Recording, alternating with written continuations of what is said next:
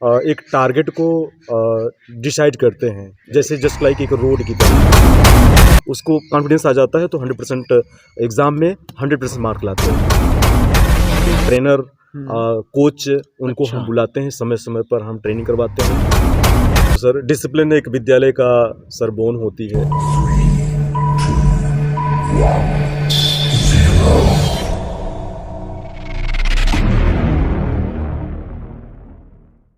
Principal is the contribute to 100% success. वो एक परिवार हो, एक स्कूल हो या अपने कैरियर हो, तो उसमें एक सिद्धांत होना जरूरी है। क्योंकि यदि लाइफ में कोई सिद्धांत नहीं है, कोई रूल्स नहीं है, तो हम सफलता नहीं पा पाएंगे। तो आज ये सारी सफलता के बारे में बात करने वाले हैं। उससे पहले हम स्वाधीन the founder and CEO way support private limited. आज आप लोगों को सफलता का अनमोल विचार का एपिसोड 3 में आपको बहुत बहुत स्वागत है। तो आज इस सफलता के जो अनमोल विचार का एपिसोड 3 में हम बात करने वाले सारी प्रिंसिपल को। तो मैं आज आप लोगों के सामने जो प्रिंसिपल के सामने जो सक्सेस के सामने हम डिस्कशन करने वाले हैं, मैं अपने उनके बारे में थोड़ा सा बताऊं। आज है मास्टर डिग्री के साथ साथ बीएड, साथ में उनका जो एक्सपीरियंस है आज ए साइकोलॉजिस्ट ट्रेनर, साथ में यदि मैं उनके बारे में और भी बताऊं, आज a motivational speaker, public speaking speaker भी है। तो साथ में उनको ओलंपियाड से बेस्ट प्रिंसिपल का अवार्ड मिल चुका है। तो आज इतना एक्सपीरियंस लोगों के साथ आज हम लोग आज मीटिंग करने वाले हैं और बात करने वाले हैं और काफ़ी सारे सवाल करने वाले हैं। और 10 साल का टीचिंग एक्सपीरियंस के साथ साथ और 8 साल प्रिंसिपल का एक्सपीरियंस है और 18 से 20 साल का एक्सपीरियंस लोगों के साथ आज हम लोग प्रिंसिपल को लेकर बात करने वाले हैं। तो ज़्यादा लेट ना करके हम लोग जोरदार तालियों के साथ वेलकम करते हैं the principal of RLS convent mister Aryan sir. Thank you sir. Sir आपको हमारा सफलता का अनमोल विचार एपिसोड 3 में आपको बहुत बहुत स्वागत है सर। Thank you sir. जो आप अपना कीमती समय निकाल के और कई सारा प्रिंसिपल हम आपसे आज सीखेंगे, इसके लिए आपको बहुत बहुत धन्यवाद सर। Thank you sir. हम बहुत ही खुश हैं कि अपने व्यूज़ को, अपने फीलिंग्स को हम शेयर करेंगे। इसके लिए बहुत बहुत मैं आभारी हूं सर कि आप मुझे मौका दिए हैं। Thank you sir. सर आज जैसे कि आपके जो एक्सपीरियंस के बारे में मैं जाना, आज आप हज़ारों बच्चों को मार्गदर्शन दिखा चुके हैं और आपके ये टीचिंग और प्रिंसिपल कैरियर में। तो यदि ये हज़ारों लोग आपसे आज उनका सफलता का रास्ता आप उनको दिखा चुके हैं, तो सर मैं ये जानना चाहता हूँ, तो आप उनके लिए सर क्या असाइनमेंट, क्या करिकुलम को फॉलो करते हैं अपने स्कूल पे, जो कि इतना बच्चे को आप सही मार्गदर्शन दिखा पा रहे हैं? बिल्कुल सर। पहली चीज़ ये है कि बोर्ड सीबीएसई या कोई अदर बोर्ड्स जो बच्चों के लिए करिकुलम सिलेबस जो निर्धारित करते हैं, ये सिलेबस करिकुलम एक टारगेट को डिसाइड करते हैं, जैसे जस्ट लाइक एक रोड की तरह। यस। और जब बच्चा उस रोड के अकॉर्डिंग जब वो चलता है तो सुव्यवस्थित क्रमबद्ध अपने उस लक्ष्य को प्राप्त करता है। बट जो सपोर्टर टीचर्स होते हैं, ये बहुत ही कंपलसरी होता है। मैं ये इंस्ट्रक्शन देता रहता हूँ कि लिमिट समय में, एक फिक्स समय में वो पूरे बच्चों के लिए पूरे जो सिलेबस निर्धारित हैं, करिकुलम जो निर्धारित हैं, वो पूरी तरह से कर दिए जाएं और अच्छे ढंग से कई बार उनको रिवीजन कराए जाएं। और हर सब्जेक्ट के हर चैप्टर के अंत में क्लास टेस्ट लिए जाते हैं। इसके बाद अगेन एंड अगेन रिवीजन होता है और पीरियोडिक टेस्ट हम मैनेज करवाते हैं। और इस बाद जो आपका 6 मंथली और एनुअली जो एग्ज़ाम होता ही है। इसके अतिरिक्त जब बच्चों में डाउट होता है तो वो डाउट की क्लास ऑर्गेनाइज करके बच्चे में जो प्रॉब्लम होती है वो हम डाउट रिमूव करते हैं। और इसके बाद बच्चों में ऐसी भी प्रॉब्लम अगर आती है तो हमारे जो टीचर्स होते हैं, हमारा इंस्ट्रक्शन ऐसा होता है कि बच्चे करके सीखने के साथ साथ वो बच्चे किस तरह से करके सीखें, प्रयोग एक्सपेरिमेंट करते हुए सीखें। अच्छा। और इंटरेस्टिंग वे में, अमेजिंग वे में, ताकि बच्चों को सिंपली वे में बहुत अच्छे ढंग से उनको हर चीज़ को ग्रहण कर पाएँ और उस चैप्टर में उनका पूरा का पूरा कॉन्फिडेंस आ सके। तो ये हमारी स्ट्रेटजी होती है सर। उसको कॉन्फिडेंस आ जाता है तो 100% एग्ज़ाम में 100% मार्क लाते हैं। वाह, बहुत अच्छा है। मतलब बच्चे प्रैक्टिकल करके, मतलब जो भी करिकुलम टेस्ट हो, पीरियडिक टेस्ट हो, मंथली टेस्ट हो, प्रैक्टिकल करके बच्चे को एक्सपेरिमेंट करके, एक्टिविटी करके बच्चे को सिखाते हैं। तो सर एक बहुत बड़ा अचीवमेंट, यदि मैं आरएलएस कॉन्वेंट के बात बताऊं, आज 1400-1500 बच्चे में कम से कम 60 to 65 स्टाफ को लेकर आप काम कर रहे हैं। जी सर। तो इतना बड़े स्टाफ को मैनेज करना सबके बस का बात नहीं होता है, फिर भी आपने बढ़िया तरीके से बच्चे अच्छे डिसिप्लिन के तरीके से।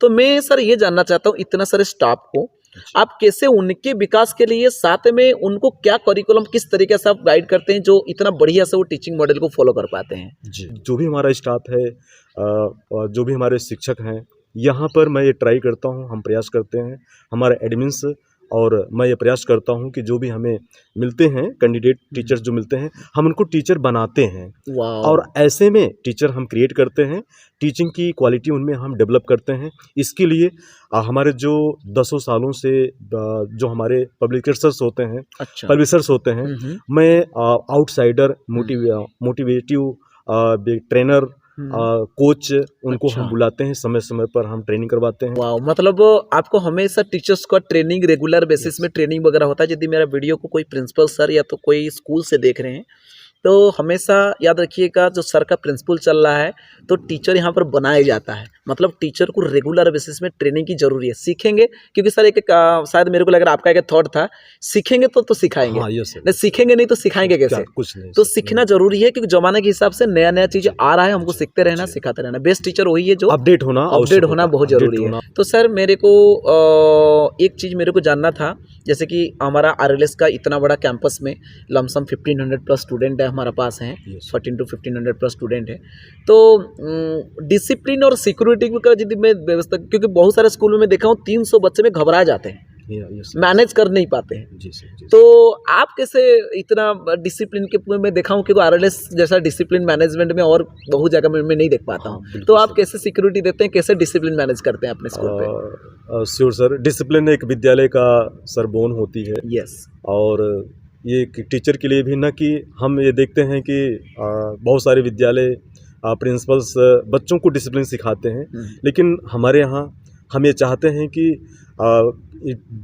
स्टूडेंट से पहले एक टीचर को डिसिप्लिन होना चाहिए। अगर हम बच्चे को कह रहे हैं कि बेटा आप ऐसे चलो, ये से पहनिए, ड्रेसअप को लेकर के, उनकी डिसिप्लिन को लेकर के, उनकी टॉकिंग के लेकर के, कम्युनिकेशन को लेकर के, हर हाव भाव को लेकर के अगर हम बच्चों को कह रहे हैं, तो सबसे पहले हमें एक टीचर को होना मस्ट होना चाहिए। क्योंकि एक क्लास में 40 स्टूडेंट्स हैं, 45 स्टूडेंट्स हैं, तो 45 स्टूडेंट्स विभिन्न यानी अनेक परिवार से आ रहे हैं, तो वो टीचर को देखते हैं। एक वन एग्जांपल लेते हैं, तो सबसे पहले हम टीचर को डिसिप्लिन में लाते हैं, उनके ड्रेसअप में, कम्युनिकेशन में हम प्रयास करते हैं, और ऑटोमेटिक जब वो टीचर अच्छे ढंग से अपनी ड्यूटी को परफॉर्म करता है, तो 100% 40 स्टूडेंट्स को, 45 स्टूडेंट्स को बहुत अच्छे ढंग से मैनेज हो जाता है। तो ये न कि स्टूडेंट्स को, टीचर को सबसे पहले आवश्यकता है टीचर को ठीक होने की, चुस्त दुरुस्त होने के, हाईटेक अपडेट होने की आवश्यकता होती है, तो बच्चे ऑटोमेटिक उसको फॉलो करते हैं। क्योंकि बच्चे हम लोग को देखते हैं। हाँ, हमको देखते हैं, ठीक है ना, हमको देखेंगे यदि मेरे सर ऐसे हैं तो मैं एक भी ऐसे बनना है, क्योंकि हम लोग फ्रंट में रहते हैं, राइट। मतलब वो सर बच्चों से ज़्यादा फोकस करते हैं अपने टीचर में, क्योंकि यदि रूट मजबूत रहेगा कि फ्रूट अच्छा रहेगा। मैं हमेशा कहता हूँ, यदि हमारा टीचर का रूट सही रहेगा तो ऑटोमेटिकली बच्चों का भी रिजल्ट अच्छा आएगा। बहुत अच्छा सर, तो बहुत अच्छे तरीके से आप डील करते हैं। इसी की वजह से आज सक्सेसफुल हम लोग स्कूल को बढ़िया तरीके से आप रनिंग करा पाए जा रहा है। तो आप जब हम बच्चे को पढ़ाते हैं तो कई बच्चे क्या करते हैं, मोटिवेशन करके पढ़ते हैं, कुछ बच्चे नहीं पढ़ते हैं।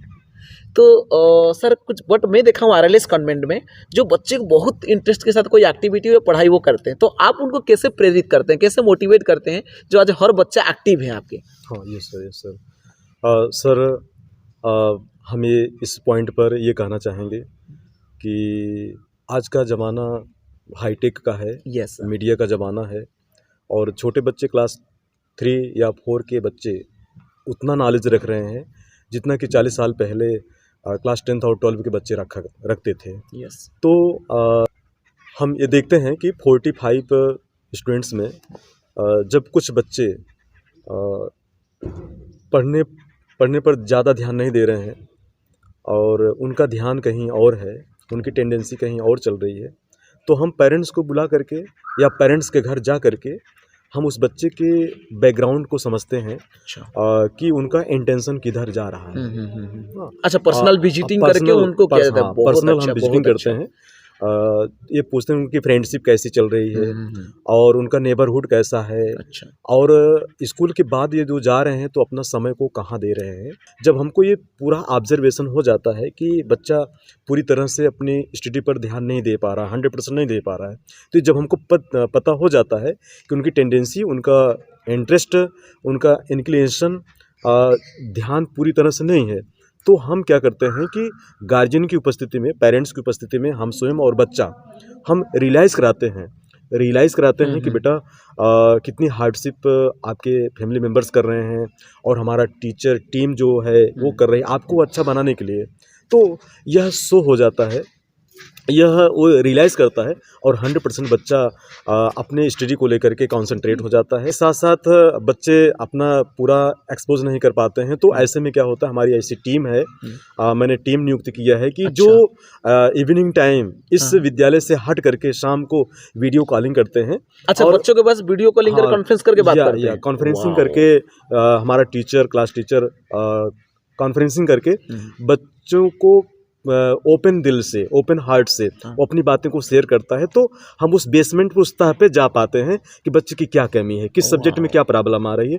तो जब हम उसको हमारी टीम जब राइड कर लेती है, वो हमारे नॉलेज में हो जाती है, तो हम टीचर के नॉलेज में कर देते हैं, तो 100% उस कमियों को हम दूर करने का प्रयास करते हैं। मतलब एक टीम आरएलएस कॉन्वेंट में एक्स्ट्रा बनाया गया जो कि टीचिंग स्टाफ नहीं है, वो अलग है, Yes, sir. जो कि Yes, sir. बच्चों के साथ पर्सनल बात करते हैं, क्योंकि कभी कभी बच्चे क्या करते हैं, टीचर से डरते हैं, हाँ, शायद डरते मेरा हैं, कंप्लेन जी, करते हैं, जी, शिकायत करते हैं। जी। एक जबरदस्त आइडिया, जबरदस्त टेक्निक आप भी अपने स्कूल में अपनाइए, एक अलग टीम बनाइए।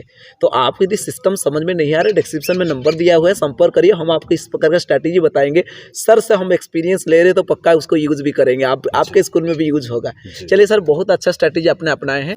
तो सर, जैसे कि आप बच्चे को बहुत अच्छे तरीके से प्रेरित कर रहे हैं, जिसमें बच्चे आपका बेस्ट परफॉर्मेंस दे रहे हैं, तो सर मैं एक पर्सनल क्वेश्चन पूछूंगा, आप डोंट माइंड यदि ना करें तो मेरे को पर्सनल क्वेश्चन पूछूं sir. No sir, no problem. तो आप सर, पूछ सकते हैं। Okay sir, thank you. तो सर, आपका जो पोजीशन है, आप why you decide this sector, हमें ये प्रिंसिपल पोजीशन को, भाई ये एजुकेशन सेक्टर को आपने क्यों चुने, मतलब आपका कैरियर के लिए आप क्यों डिसाइड किए, व्हाट इज द रीजन? जी सर।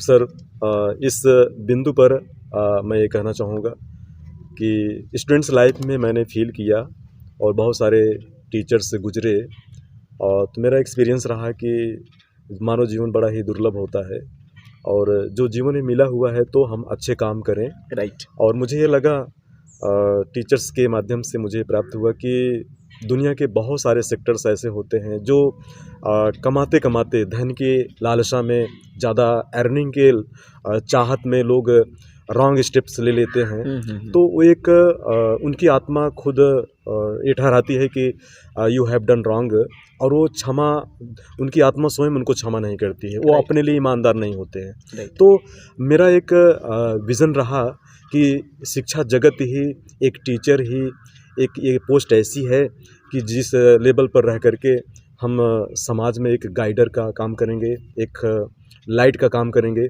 जो चीज़ हमें प्राप्त हुआ है मैं उसको समाज को दूं, और मैं ये चाहता हूं कि जो बच्चा बाहर का, इस संस्थान से बाहर का, जो जिनकी कोई कॉन्फिडेंस नहीं होता, कोरा कागज़ होता है मन, और जब हमको प्राप्त होता है तो हम एक सेकंड पेरेंट्स हैं। तो Right. जो पेरेंट्स इस इमेज के साथ है, इस उद्देश्य के साथ इस विद्यालय में नॉमिनेशन करवाते हैं, अगर उसमें मैं प्रसन्नता दे पा रहा हूँ, और उनके कम्युनिकेशन में, उनके नैतिकता में, चरित्र में, सामाजिक स्टेटस में, हर तरह में, क्लास 12 तक जाते जाते अगर मैं उनको दे पा रहा हूँ, तो अंतिम में जो एक इमेज होती है जब हमारे सामने हाजिर होती है, बेस्ट कम्युनिकेटर, और बहुत ही अट्रैक्टिव, हर चीज़ में बहुत ही बेस्ट चीज़ें जब हम दूसरों को देखता हो, तो उनको उस इमेज को देख करके, उस क्वालिटी को देख करके अंदर बहुत ही प्रसन्नता होती है। तो यह ऐसा महसूस होता है कि हमने बहुत अच्छा हमने बहुत अच्छा वर्क किया है अपने बच्चे को देख करके, स्टूडेंट्स को देख करके, चाहे वो जिस भी समाज के हों, चाहे जिस भी वर्ग के हों, जब उनके अंदर एक क्वालिटी नज़र आती है। तो इसलिए सर इस मोटिवेशन के साथ मैं एज ए प्रिंसिपल मैं वर्क कर रहा हूँ। और आप भी हैं, तो आप सुबह से लेकर शाम 9 बजे 10 बजे तक काम लगता है, आप काम करते रहते हैं, स्कूल को बच्चे के लिए, स्कूल के लिए पूरा समर्पित हैं। जी सर, जी सर। तो सर ऐसा क्या प्रेरित करता है, आप इतना मोटिवेट होकर कैसे काम कर पाते, इतना आपको प्रेरित कौन करता है, मोटिवेट कर? बहुत सारे लोगों को तो धक्का देना पड़ता है काम करने के लिए। हाँ, जी तो सर, जी आपको सर। प्रेरित कर, इतना मोटिवेट के साथ कैसे काम करते हैं जिसकी वजह से आपको बदलता जिस स्कूल को हम सक्सेसफुल देख पा रहे हैं? हाँ जी सर। सर चूँकि मैंने यह कार्य जो लिया हूँ, एक शिक्षक, और शिक्षक को हिंदी में गुरु कहते हैं, और यह गुरु जो शब्द है, गु मीन्स अंधकार होता है, रू मीन्स प्रकाश होता है, और यह एक ऐसा कार्य है जो भगवान से भी बढ़ कर के यह कार्य है। शिक्षा जो धन है, ये सभी धनों में प्रधान है, शिक्षा दान। हाँ, ये शिक्षा का जो दान दिया जा रहा है, ये सभी दानों में सर्वश्रेष्ठ है। तो ऐसे में इस कार्य को मैं ये समझता हूँ कि बहुत ही महत्वपूर्ण है, और जो चीज़ हमने अपने गुरुओं से प्राप्त किया है वो हमें आने वाले समाज को देना है। इसलिए ऐसे नवनिहालों को, देश के कर्णधारों को उत्पन्न करना, प्रोवाइड करना हमारे लिए बहुत ही गर्व की बात है। इसलिए मैं दिल से जुड़ा हुआ हूँ सर, यही मुझे एक मोटिवेशन प्रदान करती है, एनर्जी प्रदान करती है। वाह, बहुत अच्छे तरीके से सर का, जैसे कि जानते हैं आज यदि फ्यूचर में हमको आगे बढ़ना है या देश के लिए कुछ करना है तो एजुकेशन की ज़रूरत है, बट सर का मोटिव है अपने लिए नहीं, बच्चों डेवलप कर रहे हैं, देश को डेवलपमेंट करने का सोच है, क्योंकि जो दूसरे के लिए सोचेगा तो ऑटोमेटिकली ग्रोथ होगा, जो आपके सामने आज सारी प्रेजेंट है। तो सर जैसे कि पढ़ाई का जो मैं आपको स्कूल का सारे डिसिप्लिन, सारी चीज़ मैं आपका समझा, तो सर मैं एक चीज़ और पूछना चाहता हूँ, पढ़ाई बच्चा जब पढ़ाई आपके पास करता है वो 4 से 5 घंटा आपके पास पढ़ाई करता है। जी सर। उसके बाद तो घर चला जाता है। जी सर। तो यहाँ पर मेरे बहुत सारे पेरेंट्स भी ये वीडियो देख रहे हैं, जी सर। तो पेरेंट्स को क्या सजेस्ट करना चाहेंगे, क्योंकि बहुत बड़ा रोल होता है, क्योंकि मेरे को लगता है सबसे पहले टीचर यदि कोई बच्चों का है और हो पेरेंट्स, जी सर। तो उनको आप क्या सजेस्ट करना चाहेंगे? सर बहुत आपने इम्पोर्टेंट क्वेश्चन पुटअप किया है, जी। और मैं सारे पेरेंट्स को, जो व्यूवर्स हैं, दर्शक जो हैं, और विभिन्न संस्थानों से जो बहुत ही शिक्षाविद हैं, मैं सभी से आग्रह करता हूं कि अपने बच्चे को मात्र केवल एक किसी संस्थान में, किसी बहुत हाईटेक व्यवस्था में दे देना वो बहुत बड़ी बात नहीं होती है। बात ये होती है कि हम एज ए पेरेंट्स उस बच्चे की कितनी हम केयरिंग कर रहे हैं, क्योंकि जो भी आवर्स, एक लिमिट 8 आवर्स 7 आवर्स बच्चे जो हैं टीचर्स के सानिध्य में रहते हैं, इसके अतिरिक्त जो समय होता है पेरेंट्स के ही एटमॉस्फियर में, पेरेंट्स के ही सानिध्य में बच्चा अपना समय देता है।